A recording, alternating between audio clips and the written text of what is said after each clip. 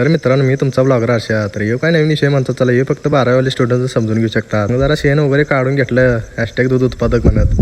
तसंच काढून आपल्याला जायचं लवकर कॉलेजला. निघाल बाबा कॉलेजला. बरेच 10वीची 9वीची जे पोरं आहे म्हणतात कॉलेजला जायचं, मजा करायचं, तर काय अभ्यास नसतोय, सर वगैरे कोण काय बोलत नाही. तर हे डोक्यातनं काढून टाका भावांनो. आणि ते मजा खरी म्हणलं तर 10वी पर्यंतच असते. ते पुढे गेल्यावर तुम्हाला घासायला लागणारच आहे. आणि राहिला विषय अभ्यासाचा, तर सर तर कुत्र्यागत मारते. ते अभ्यास तर तुम्हाला करायला लागणारच आहे. 11वीले जे पोरं आहे तुम्ही तर आताच लागा बाबांनो. आमचे तर पाक फाटून गायला आल्या, त्यामुळे ते तर डोकंच उठले आमचं. तसंच जरा गेलो बा गावात. मी तर थांबले होते आपली वाटत बघत. मग कॉलेज वगैरे करून आलो बा छाप करून गावात.